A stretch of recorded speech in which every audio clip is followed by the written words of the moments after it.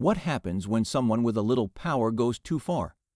When a moment of misplaced authority collides with hidden influence? Today's story will leave you speechless. Imagine boarding a flight. Just another day, another journey. The steady hum of the engines, the soft murmur of passengers settling in. A man in casual clothes makes his way down the aisle. Nothing remarkable about him at first glance. Just another face in the crowd. But what happens next changes everything.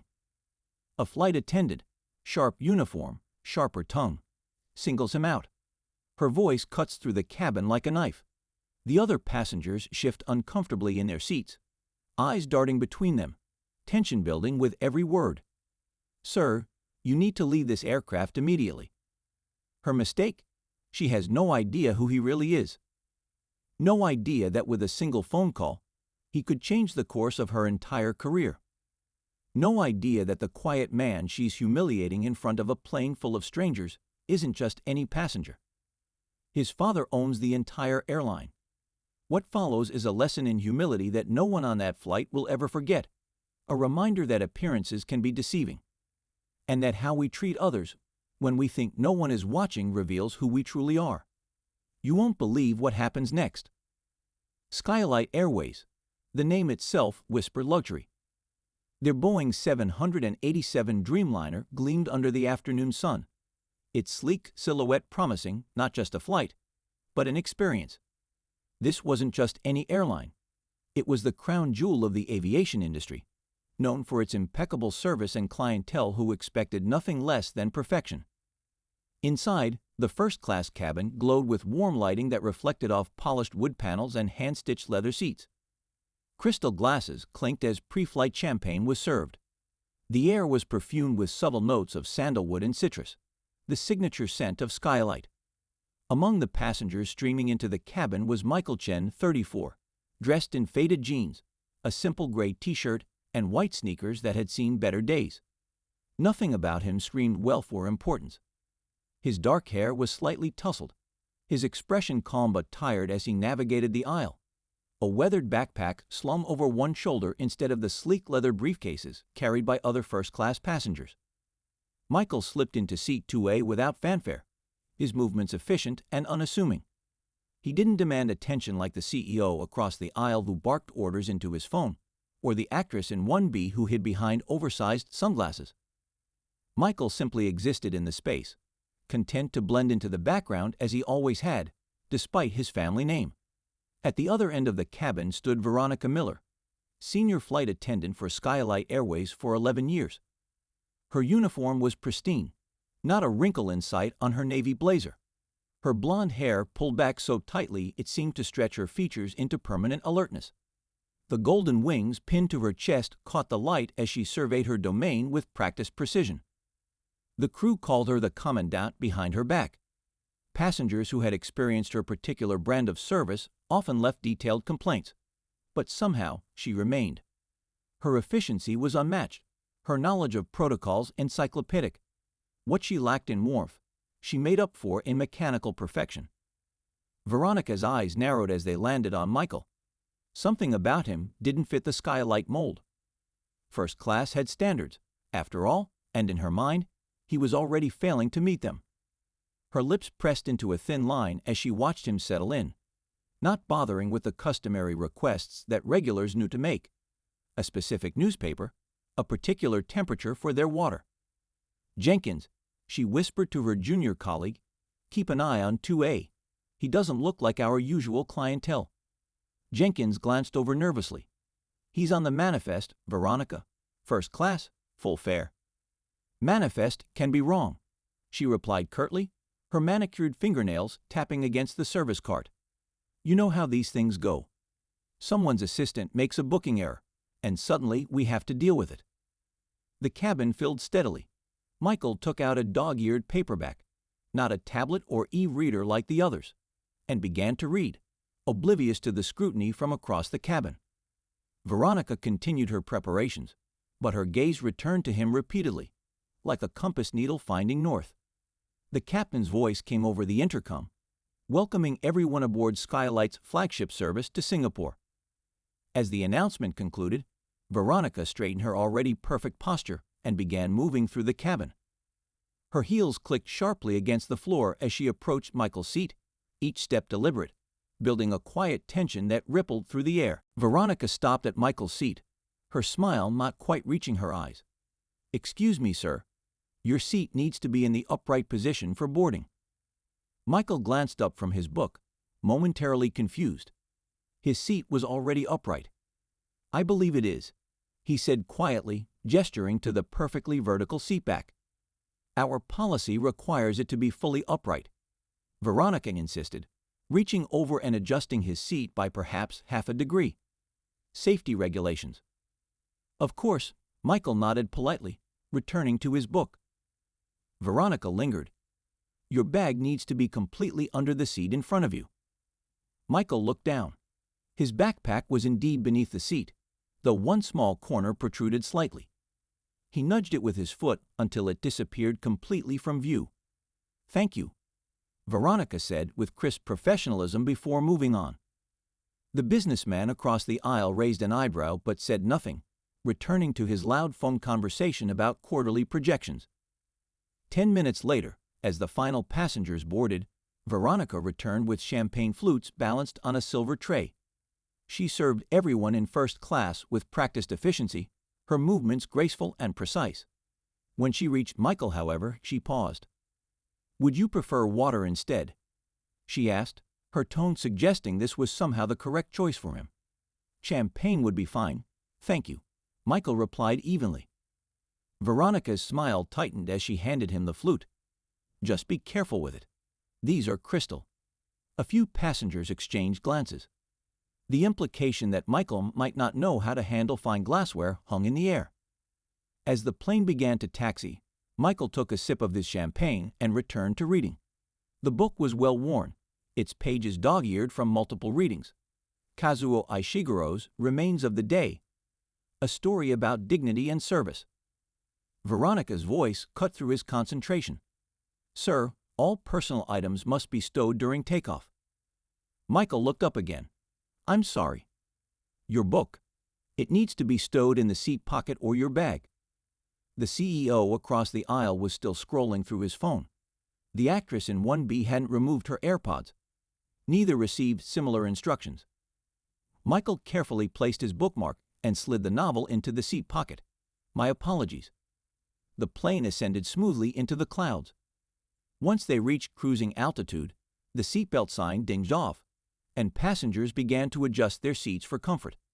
Michael reclined his seat slightly and retrieved his book once more. Veronica materialized beside him almost instantly. "Sir, your seat is infringing on the space of the passenger behind you." Michael turned to look. There was no one seated directly behind him. That row was empty. "I believe the row is vacant," he said gently.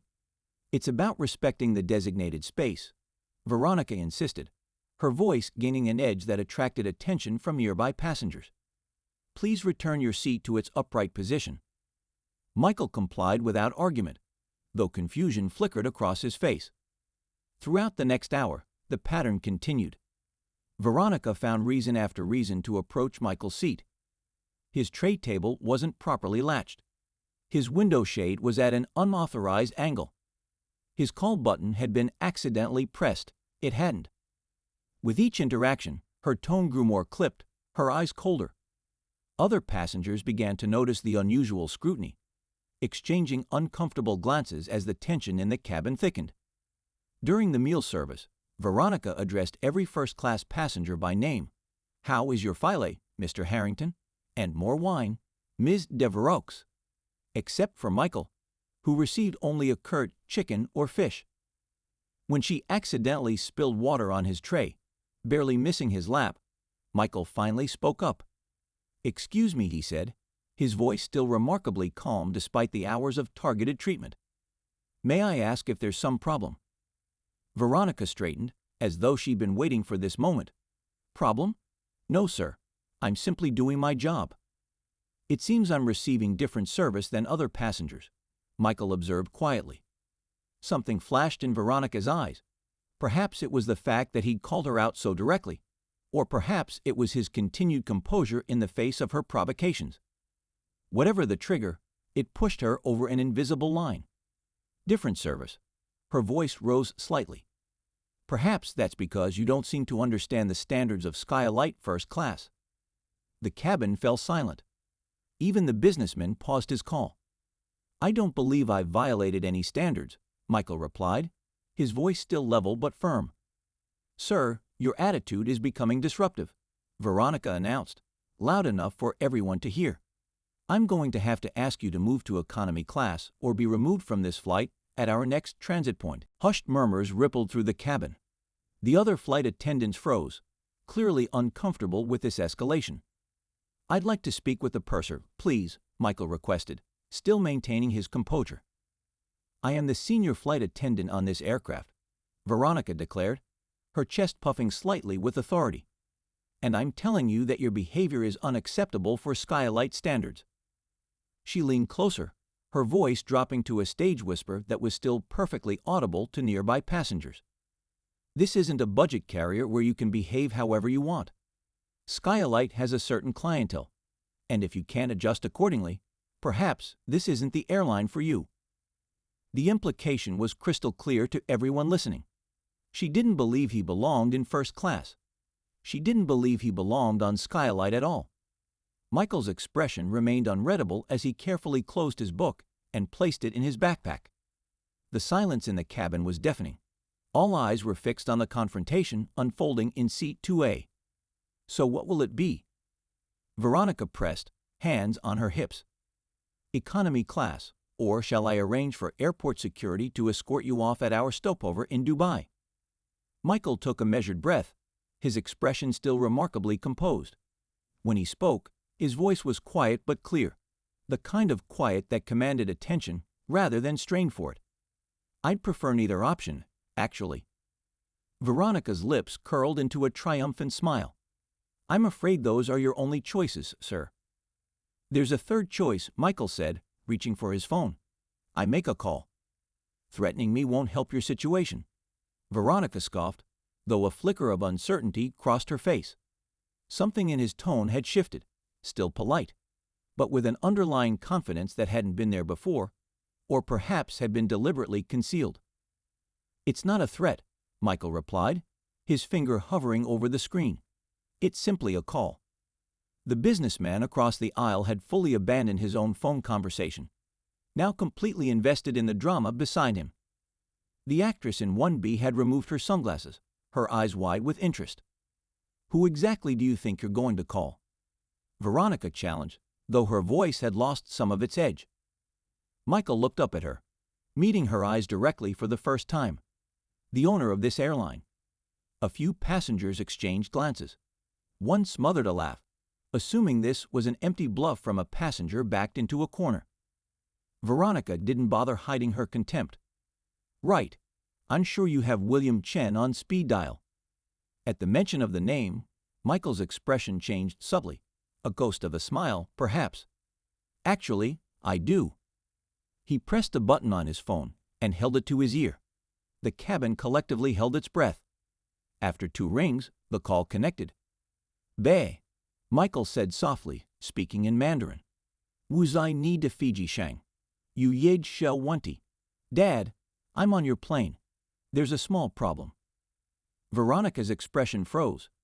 Her eyes darted to the phone, then back to Michael's face, searching for confirmation that this was some elaborate prank. No, everything's fine. Michael continued in English, his voice calm. Just a misunderstanding with one of your flight attendants. A Ms. Miller, I believe. The color drained from Veronica's face. Around them, passengers began to whisper urgently to one another. Jenkins, the junior flight attendant, appeared at the end of the aisle, his expression a mixture of confusion and dawning horror. Yes, she's right here, Michael said into the phone. Would you like to speak with her? He offered the phone to Veronica, whose hand trembled slightly as she reached for it. Hello? She managed, her voice barely above a whisper. The cabin couldn't hear what was said on the other end, but they could see the impact of the words on Veronica's face. Shock, followed by dismay, followed by something approaching terror. Yes, sir. Mr. Chen, I understand completely. Of course, sir. Right away, sir. She handed the phone back to Michael, her movements stiff and mechanical, her face now ashen. My father sends his regards, Michael said, a hint of wariness in his voice rather than triumph. He also mentioned something about an HR meeting when we land. The revelation rippled through the cabin like wildfire. That's Michael Chen, someone whispered. The son of William Chen, heir to the Skylight Empire. I thought he worked in humanitarian aid or something. Indeed, very few people knew what William Chen's only son looked like. Michael had deliberately maintained a low profile throughout his life, choosing to work in international development rather than join the family business. His father had respected his wishes for privacy and independence, allowing him to forge his own path away from the spotlight that came with the Chen name. Veronica stood frozen, her carefully constructed world crumbling around her. Years of unchecked behavior, complaints mysteriously buried, her position somehow always secure despite passenger feedback. All of it suddenly made sense. Management had protected her, because they'd never expected the owner's son to experience her particular brand of service firsthand. I think there's been a misunderstanding, she finally stammered. I was simply trying to ensure all protocols were being followed for your comfort and safety. Several passengers scoffed audibly at this transparent attempt to rewrite the past hour. Were those the same protocols you followed with everyone else in first class? Asked the businessman across the aisle, unable to contain himself any longer. Michael raised a hand gently. It's all right. He turned back to Veronica, who was now visibly perspiring despite the cabin's careful climate control. I'd like to continue my flight in peace, if that's possible, he said simply. No demands for apology, no vindictive orders for her dismissal. Just a quiet request to be left alone. The purser appeared then, summoned by urgent whispers from the other crew members. His face was a mask of professional calm, but his eyes darted frantically between Michael and Veronica. Mr. Chen, he said, bowing slightly, I've just been informed of your presence on board. Please accept our sincerest apologies for any inconvenience. May I offer you anything at all to make your journey more comfortable? Michael shook his head. Thank you, no. I'm quite comfortable as I am. The purser turned to Veronica. Ms. Miller, your presence is requested in the galley. Immediately. As Veronica was led away, the cabin erupted in hushed conversations. Several passengers leaned toward Michael, eager to introduce themselves to the heir of Skylight. But he simply picked up his book again, a clear signal that he preferred not to make a spectacle of the situation. The actress in 1B raised her champagne glass in a subtle toast to him. The businessman nodded with newfound respect. Michael returned to his reading, but not before glancing out the window at the clouds below, a complex expression crossing his face, not satisfaction or triumph, but something more thoughtful, more measured. In the galley, through the curtain, they could hear Veronica's muffled protests giving way to stunned silence as the gravity of her situation became clear. The remainder of the flight unfolded in striking contrast to its beginning. Jenkins, the junior flight attendant, now personally attended to Michael's needs, though there was genuine warmth in his service rather than the fearful deference one might expect. I've always admired your father's approach to business, Jenkins said quietly as he refreshed Michael's drink. The way Skylight treats its employees is why I applied here specifically. Michael nodded thoughtfully. He believes that how we treat the people who work for us is reflected in how they treat our customers. Except in some cases, Jenkins added with a meaningful glance toward the galley where Veronica remained sequestered. Everyone has bad days, Michael replied, though his words seemed to be considering more than excusing her behavior.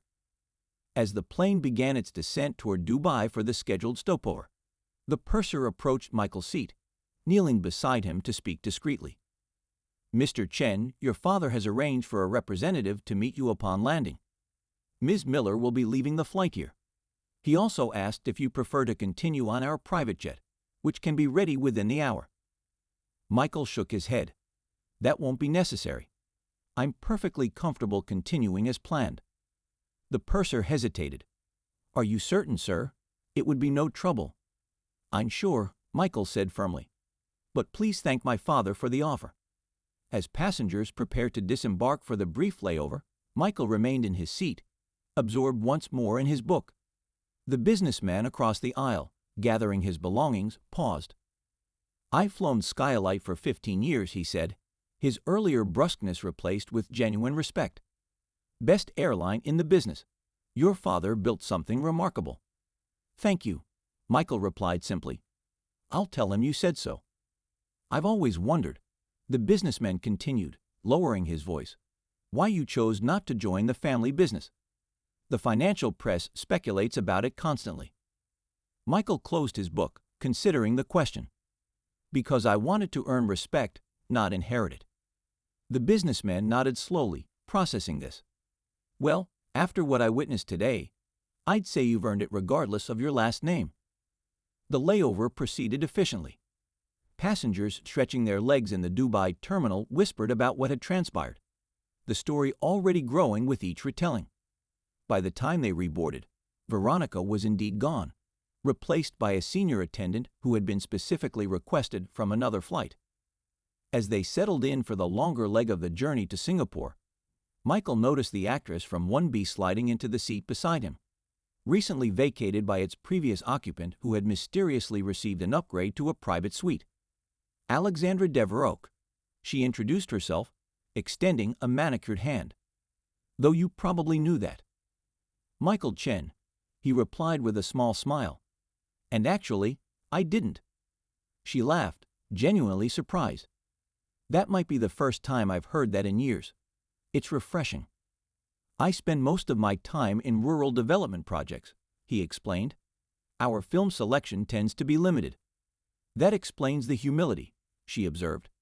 "I was surprised by how you handled that situation. Most people I know with power like yours would have crushed her on the spot." Michael looked out the window at the desert landscape below. "What would that accomplish? She's already facing consequences. Adding public humiliation wouldn't undo what happened." "Still," Alexandra pressed, "she deserved it after how she treated you." "Perhaps," Michael conceded. "But I find it's better to be guided by who I want to be rather than what others deserve." Their conversation was interrupted by an announcement from the captain, a different voice than before. As the plane reached cruising altitude, the cockpit door opened, and an older man in captain's uniform emerged. The resemblance was unmistakable. The same thoughtful eyes as Michael, though set in a face lined with decades of experience. William Chen, founder and CEO of Skylight Airways, walked purposefully down the aisle toward his son. The cabin fell silent in collective shock. "Dad," Michael said, genuine surprise in his voice as he stood to embrace his father. "You didn't need to come." "When the owner's son is mistreated on his own airline," William replied, loudly enough for nearby passengers to hear, "I think that warrants personal attention." They spoke quietly for a few moments in a mixture of English and Mandarin before William addressed the entire first-class cabin. "Ladies and gentlemen, please accept my personal apology for the unprofessional conduct you witnessed earlier. Skylight was built on the principle that every passenger deserves respect, regardless of their name, appearance, or station in life." He placed a hand on his son's shoulder. "My son reminded me today why that principle matters. What happened was unacceptable, and I assure you it has been addressed." As William returned to the cockpit to personally fly the remainder of the journey, the other passengers watched Michael with newfound respect, not because he was the owner's son, but because of how he had conducted himself throughout the ordeal. The flight continued without further incident, but something had shifted in the atmosphere of the cabin. Conversations were warmer, smiles more genuine. The invisible barriers between passengers had momentarily dissolved, replaced by the shared experience of witnessing something unexpected. Not just the revelation of Michael's identity, but the revelation of character that transcended status. As they began their final descent into Singapore, Michael gazed out at the glittering city below, illuminated against the night sky. In the reflection of the window, he could see the cabin behind him, a microcosm of humanity at 30,000 feet, where for a brief moment, true character had mattered more than appearance. And that, friends, is how a moment of misplaced authority became a powerful lesson in humility and character. Sometimes the most important people in the room are the ones who don't feel the need to announce their importance. Michael Chen could have flexed his family connections from the start, but he chose to be judged on his character rather than his last name. What would you have done in Michael's position? Would you have revealed your identity at the first sign of disrespect, or would you have shown the same restraint he did? Or maybe you've been in a similar situation yourself, treated unfairly based on appearances before someone realized who you really were. Did it change how you treat others now? Share your thoughts and experiences in the comments below. We'd love to hear your perspective on this extraordinary encounter. If you enjoyed this true story of power, humility, and the consequences of judgment, make sure to hit that like button and subscribe to our channel. We bring you real-life stories of unexpected twists and powerful lessons every single week. Want to see more content like this? Ring that notification bell so you never miss an upload. And if you know someone who works in customer service or who could use a reminder about the dangers of judging a book by its cover, share this video with them. It might just change their perspective and their career.